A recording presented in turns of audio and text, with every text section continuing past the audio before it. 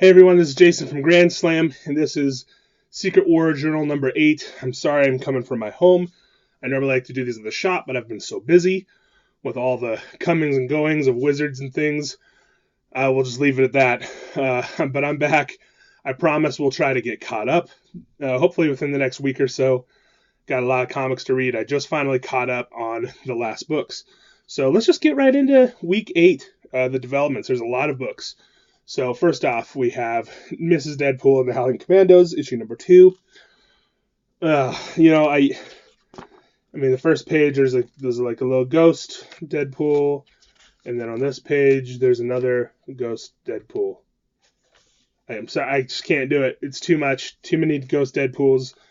Mrs. Deadpool's hanging out with stuff. She's doing, hanging out with monster killers, the monsters. They're going around doing stuff. That's about as far as I got. This is the only one. I have a hard time reading through these ones. You know what? If I see the humor is there, all the Deadpoolish humor is there. So if you like Deadpool, these are books for you. They're definitely not for people like me who don't really get into the Deadpool books anymore. I really wish there was more doominess in it, but there isn't. In this issue, we are talking about Squadron Sinister number 2. So here, this is a book that the first one I wasn't really hot on. It was definitely kind of like, it's about the bad guys. I don't like bad guys that often. I mean, because most of the time they're kind of like Looney Tunes bad guys or whatever. That's kind of what's going on with Squadron Sinister. They're kind of a knockoff. If Forever Evil, if you've been reading that for a couple years ago from DC or a year and a half ago, we have evil versions of basically all the JLA characters, is what they've said about Squadron Supreme. Squadron Sinister is basically the evil version of them, and they're doing bad stuff. They're running around, and they are annexing territories within their realm, and there's a conspiracy going on. You have Hyperion, who's like Superman, and Batman or Nighthawk is kind of like conspiring against him, and he's trying to get other people to conspire to remove him from the group, because the Squadron Sinister is in charge of places. They annex things and they rule like the Iron Fist, kind of like, it's in the eyes of doom. So there's some conspiracy stuff, some really cool, backstabby stuff, and there's people beating up people and threatening people, and it's a lot of fun. Honestly, this book has been a bigger surprise. It's still harder for me to get through. It's not like I'm like, oh man, none of these characters, you won't recognize any of these characters if you're a Marvel reader. If you're a brand new reader, these characters, you're just taking them in for the first time. I think that's kind of what they're going for. So if you like the bad guys, if you like kind of evil, sinister stuff, that is Squadron Sinister. I like Kung Fu. You should too. And I love the master of Kung Fu. So in this one, if I talked about it before, there's the Kunlun is the battle realm, or the battle world domain, and it is ruled by this emperor. I can't remember his name, but he's a bad guy. He's Shang-Chi's dad. And so there's a tournament to rule over Kunlun every so often. And there's a thing that opens called the 13th Chamber, and you go in there and you have like a super Kung Fu tournament, and whoever comes out the victor is the winner and becomes the emperor for 13 years or 10 years. And that's cool. That's a really neat story. It was very compelling. So they set that up last issue, and now we're seeing the fruits of the labor, and it begins here. We see some of the contestants in the duels and the battles, and it's guys like Moon Knight and Namor and White Tiger, and I think there's like a Sabretooth knockoff or variant of Sabretooth. I'm forgetting someone really cool, Black Panther. So it's cool, and he has to fight, and Shang-Chi throws his hat in the circle. It's like, boom, we're going to do this. I'm going to defy you, father, and I'm going to become, the next emperor because you are wrong. And it's very defiant Bruce Lee, I'll fight you to the end. I mean, it's just cool stuff. So, and there's a great elaborate scene of him, kind of how he beats all these guys. I think it was going to stretch it out and go a little longer, but he beats them all really quick, and it ends up with sets up a stinger fight, or the stingers. It ends up with a fight between Iron Fist and Shang-Chi. So spoiler alerts, whatever. I'm just trying to tell you the idea. Nobody's reading this book except me. I dig this book. If you want to see cool Kung Fu stuff, get the Master of Kung Fu. Marvel, listen to me. You got to write that character, because that character is the good Shang-Chi. Ghost Racers number 2. What a cool book. First one I've talked about a lot. I used to like Ghost Rider when I was younger. This one is about the Colosseum. There's races going on, arcades involved, and there's a whole bunch of really cool Ghost Rider people. They have to race constantly, basically to stay alive. Very cutthroat. We find out in this one that Reyes, who's been the winner for the last however many of these, he actually knows what happens. We find out his origin, and does he know what bad stuff happens to racers that lose? And he does. And so we see that Arcade is actually conspiring against him to keep him from winning this next one. And he's got something up his sleeve to kind of usurp, or get away from this whole circle of chaotic racing death. So really cool book. Ghost Racers #2. It lives up to the second one, or the first one. So it's a really good book that I would definitely recommend if you like Ghost Rider or anything cool. Amazing Spider-Man, Renew Your Vows #2. Really sweet book. This is a pick to click. In this one, we kind of see more. So in the last issue, Regent killed everybody. He killed all the Avengers, and he's taken over the new world. It's a whole new world written in his view. Regent's this guy. I don't know who he is. He's a new character. They just made him. And he's awesome. And Kuber is such a good artist. I just wanted to show you. Does that look like... That looks like a DC character that I know of, like Darkseid. That's just a cool looking dude. And he's in charge of everything. He's got all these powers. And they live in this world of the shadow of him. He's a servant of doom, and he's kind of doing his own thing. And he's trying to keep order. And Peter Parker's living in the shadow of this world. He has bad memories of this whole Venom thing. And he's taking care of his daughter and his wife. And it's a different world. It's kind of a world-building book, and it's a lot of fun. A lot of really neat ideas in here. I definitely recommend this book. If I like books that kind of build a new world or build a new idea, and it's only for a few issues, I would imagine, and who knows, maybe this will end up in the all-new, all-different Marvel. Who can tell what the future has in store for Peter Parker? In this one here, this is Spider-Verse #3. I am not a huge fan of Spider-Gwen, but I like this book, what they're doing with her. It's not just Spider-Gwen, but it's all sorts of different Spider people. The best part about this book is there's a really cool super fight between the Sinister Six and these nascent Spider-Verse characters, including Spider-Ham and all these people. And it's just a really cool, elaborate fight of how these spider folk they're not working together, so they're going to lose. And the Captain Britain, the tactician, kind of sees that falling apart. And of course, you get to see the bad guys win. And hopefully they're going to have to overcome later and team up and do things. But we find out it wasn't that bad, that they lost anyways. So, just for that fight alone, I like good super fights. I can appreciate a good super fight, because so many times a super fight is just it's just pages of just well, I'll talk about that in some of the books today.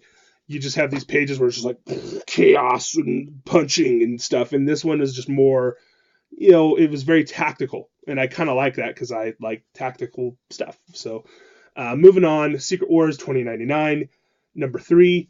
Peter David's starting to kind of live in this world again. What I like about Peter David is when you get into a book with him, you get the humor, you get the funny stuff, you get the kitschy, oh man, what a great joke.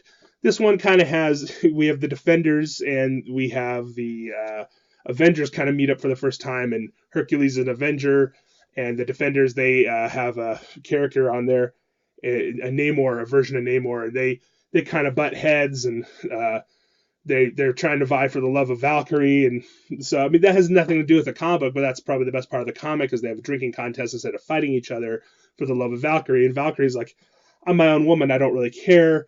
And it's just because that's the way Hercules and Namor can be. They're so stupid that, they can't see through anything. What does that have to do with everything else going on? Who knows? That was my favorite part of the book, though.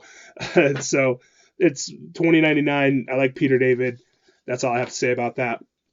Inferno #3, just pure and utter sheer chaos, fun, super fun stuff. This cover says it all. You have Ilyana, and she is literally riding around on a bamfing demon dragon thing. It's basically Kurt Wagner Nightcrawler combined with a dragon. It's just awesome. Lots of super death bamfing, super cool. There's just crazy super fights. The art is just great. It's big and beautiful and all over the place. And man, it's cool to get into.